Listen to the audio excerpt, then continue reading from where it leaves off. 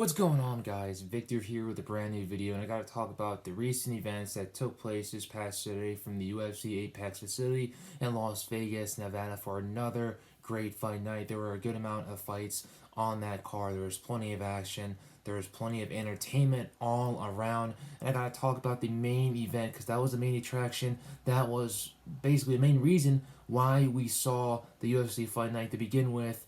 Cody Garbrandt being the former champion in the UFC bantamweight division versus the UFC bantamweight contender Rob Font, who's been making a name for himself in the division. One of the best, if not the best, bantamweight coming out of the New England region here in the United States of America.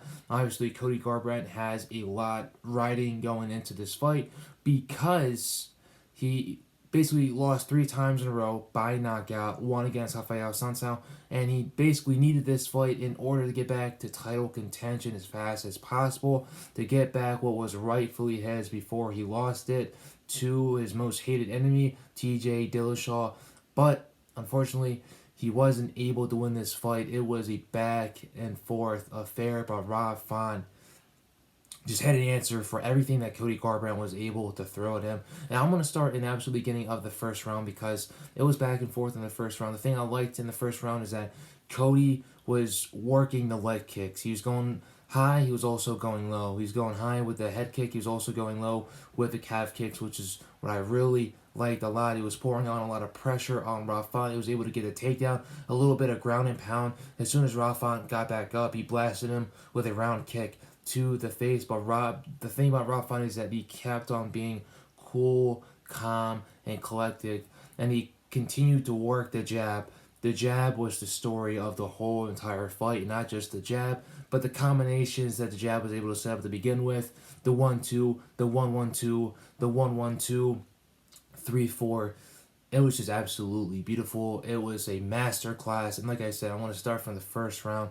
And the first round, I had to give it to Cody just because he was pouring on the pressure. He was giving in a lot of good shots. He was getting the takedowns, and then it continued into the second round as well. We continued to get a takedown in there, working a little bit of ground and pound until Rafa was able to get back up. The problem with Cody was that he wasn't able to get he wasn't able to keep Rafa on the floor, but Rafa did have a Kimura attempt on the ground. Obviously, he was on the bottom. Cody was on the top. He had the Kimura attempt on there, and knowing Cody Garbrandt, his BJJ is not the best. He's known for his wrestling and for his boxing, not for his BJJ. So Cody, knowing that Kimura could have been synced in, he decided to disengage, switch positions, and basically get back onto the feet. And that's where Rafa was able to start getting in those combinations with the 1-2s, the 1-1-2s. He was able to throw in some good uppercuts in there. His uppercuts were nice and clean. And the thing I liked about Rafa in this fight, he was cool, calm, and collected. Everything that Cody threw at him, he ate it, and he's able to give it back tenfold. And that's when he started pouring on the pressure on Cody Garbrandt and really started pouring on that jab. And that jab was just, it was like a stink bug. It was like one of those lantern flies that come out during the summer. They're extremely annoying. They buzz around, and you just want to basically smack them. That's basically how Rafon's jab was during the duration of this whole entire fight. And it got to the point where Cody's nose started to bleed and his face started to get swollen. That's where most of that damage was done during the second round. Going into the third round, like I said, it was all Rob Font. He started working in some beautiful combinations. He was working to the body, going up to the head, and he's pouring on a lot of pressure on Cody, getting him basically against the fence of the octagon, working in a little bit of shots into the clinch. And Cody was able to throw some nice right hooks as well that were able to connect on Rob Font, but Rob was able to stun him a couple of times, and he did rock Cody in that first round as well. I forgot to mention that. Going into the fourth, just third and fourth round, it seemed that Cody was tired, he was fatigued, and every single time he threw and connected, Rob Font was able to basically get him back, was able to throw 3 or more shots. And the thing with Cody is that he wasn't throwing that many combinations. That was something that really worried me a lot. It was just 1 or 2 shots. It was either the 3 or the 4. And Cody's also thrown up some jabs in there as well, but they didn't have as much pop, they didn't have as much power as Rob Font did. And obviously going into the fifth round, Cody's before the fifth round, Cody's corner gave him a lot of good advice. Obviously, Mark Henry, being one of the most renowned MMA coaches in the world, was able to give him some beautiful advice, basically telling him to counter. And Cody was countering beautifully during this fight. He kept on countering with that right overhand hook. Every time Rob Font was able to get into his basically his space, into his range, and every single time he was throwing, Cody kept on hitting him with a counter. But like I said, Rob Font's got a really good chin. And also, if there's one thing about Cody Garbrandt coming into this fight about his chin, a lot of people were saying that his chin was a little bit shady, it was a little bit suspect. He obviously got knocked out for 3 straight fights. He knocked out Rafael Sansa before Rafael Sansa was able to test out his chin. His chin was absolutely fine during this fight because he kept on eating bombs. He kept on hitting straight shots, clean shots, left and right. His face was swollen, his nose was bleeding, his lip was a little bit droopy. Like I said, Cody's chin held up beautifully during this fight. Even though he wasn't able to get the win, but he was able to prove that his chin is still intact. His chin is not glass. His chin is not trash. His chin is still there. Obviously, going into the fifth round, like I said, Cody started pouring it on. He listened to his coaches, and he just started pouring on some very beautiful combinations, working to the body, going to the head, going to the head, going to the body. He started working those calf kicks in there again, and ultimately, at the end of that round, he was able to get a takedown. But like I said, Rob Font just throwing some beautiful uppercuts in there, working the jab, that 1-1-2, that 1-2 combinations, and also throwing some very beautiful hooks in there, also leading to the body as well, and with that beautiful uppercut. But overall, it was a unanimous decision victory for Rob Font. I believe we all saw that, and it was just a very good fight. It was a back and forth affair. And if you ask me, I believe that Rob Font deserves a title shot next. If not a title shot, then I would like him to possibly face Jose Aldo. If TJ Dillashaw loses against Cody, if he loses against Cody Sandhagen, I would like him to face TJ Dillashaw, but I believe that he deserves to wait things out and fight for the title. And if the UFC approaches him about fighting again, I'll take another fight before going for that title shot if the UFC is going to approach him. But for me, I believe that he should squat on his spot. If you guys don't know what the definition of squat on your spot is that if you are in the top 4, a top ranking individual who's looking for a title shot, then you deny any other fights and you just sit there and let your ranking stay still as much as possible until you get that title fight.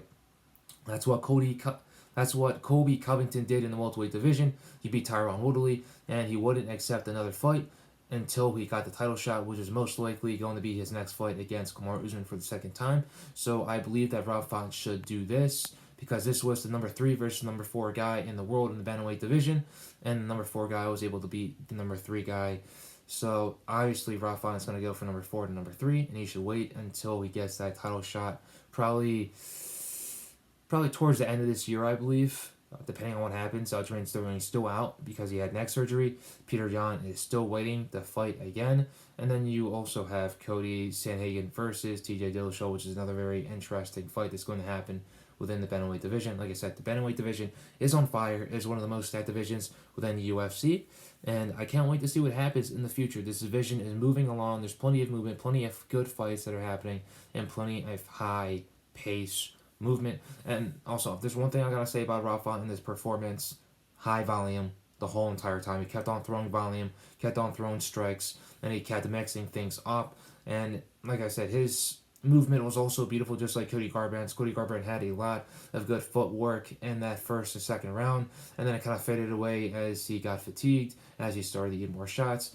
But Rob Font, like I said, he's known for his crisp boxing because he's with the New England Cartel. And if there's something about the New England Cartel and that whole entire region, within that whole entire gym, is that they have a lot of good boxers. They work with a lot of good boxers in the Boston area, and they are always on point when it comes to their striking.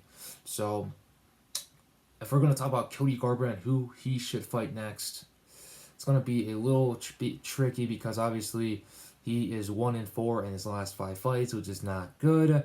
He was knocked out 3 times in a row before getting another one against Rafael Sansao. Should he take that Jose Aldo fight? Should he take maybe? There's a lot of options out there. He could always take the Jose Aldo fight, like I just said, and then he could also take the loser of. Actually, I wouldn't say the loser of that fight. Corey Sandhagen versus TJ Dillashaw, because if TJ loses that fight, then he doesn't want to face Cody for the third time in a row if he won 2 times already. So that's not a simple fight to make right there. I say if Chito Vera wins his upcoming matchup in June, I think Chito Vera will be a good individual to fight if I'm Cody. If not, then maybe I don't think you guys will like this, but maybe Sean O'Malley. Sean O'Malley's obviously been calling out Cody Garbrandt for a very, very long time. Sean O'Malley obviously doesn't like Cody Garbrandt. Cody Garbrandt doesn't like him. So why not make that fight if Sean O'Malley can be able to get through his next opponent. And I believe his next opponent is going to be he's the former UFC flyweight contender of the world. I believe it's going to be Luis Smolka. I think that's the fight. I'm going to have to go back and check because I'm not really sure. But Sean O'Malley will be fighting on that. He will be fighting on that UFC 264 card that's going to be headlined by none other than the notorious Conor McGregor versus Dustin the Diamond Poirier. So obviously that card is going to be very, very stacked. In addition of Sean O'Malley, who is a rising star in the UFC bantamweight division, along with the sport of MMA in total, I believe that would be a good fight if he wins his next fight against who I believe his next opponent is going to be Luis Smolka. If he wins that fight, then I believe he should fight a top-ranked opponent in the top 5, specifically in that top 6, around there. And that should be Cody Garbrandt, depending on how long Cody Garbrandt decides that he wants to take a break. And if that fight were to actually go on, I think that fight would most likely occur in November, December this year. So obviously I believe Rob Font should wait until he gets the title shot, and then I do believe that Cody Garbrandt should face either the legend himself, Jose Aldo, or Sean O'Malley if Sean O'Malley wins his next fight, because like I said, there's a lot of contenders in there. And then there's also Jimmy Rivera. There's also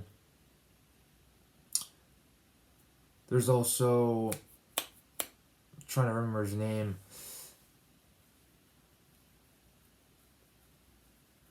Cody Stamen, and there's also Merab Dvalishvili. So there's a lot of good matches out there for Cody Garbrandt to have next. And if I were him, I'd take a step back, fight someone that's ranked number 10 to number 7, and see if he wins that, and then face another opponent in that top 6, top 7 once again to try to get himself back in there. But obviously, Cody Garbrandt still has a lot to work. He still has a good amount to work out, and he's figured a lot of things out, and he's more mature, and he's gotten better. But there's one piece that's missing in the puzzle that hasn't really been filled in yet. I know he's been working with Mark Henry, and he's not training full-time over at Team Alpha Male anymore. He's splitting his time with Team Alpha Male and Mark Henry. And Mark Henry has been able to fill in a little bit of that piece of the puzzle that Cody Garbrandt is missing. But I believe that the main issue that Cody has is that he needs to switch camps. He needs to go to different camps around the United States of America, even outside of the U.S., in order to gain more experience, in order to gain more knowledge of the sport of MMA and what he's missing in his arsenal, what he's missing in his game. There's so many different coaches out there that can be able to help him out. There's Trevor Whitman. There's Eric Del Fiero over at Alliance. There's Mike Brown over at ATT. There's Henry Hooft over at Stanford MMA. There's Mark Montoya over at Factory X. There's Saif Sayoud over at Flores MMA. There's the AKA coach, Javier Mendez. There's so many different coaches out there that can be able to help him out. I just hope that he can be able to make the transition and work with other coaches around the country that can be able to help him out, gain more experiences, and learn at the same time, and be able to use that in his next couple of performances, because they're going to be vital. And like I said, if you're 1-4 in your last 5 fights, you need to win your next one, because if you lose, you might get cut. So a lot of different things going on with Cody Garbrandt, a lot of different things going on with Rob Font. This was basically a crossroads fight, and we'll see what happens in the future. So I appreciate you guys for watching this video. What do you think Cody Garbrandt goes on from here? And also, do you guys agree that Rob Font should squat on the spot and wait for a title shot? Also, what other matchups would you like to see in that UFC bantamweight division? And what should happen at the top? Who should Peter Yan face next? Should we wait for Aljamain Sterling? Should the UFC make an interim UFC bantamweight championship? Who knows? Just let me guys know in the comment section. I'd love to hear your guys' options and your opinions as well. So I appreciate it. I'm sorry that this was a long video. Just a lot to talk about when it comes to this matchup, because it was a 5-round fight. Main event of this past UFC Fight Night. Appreciate you guys for watching this video. Stay safe and stay blessed. Later.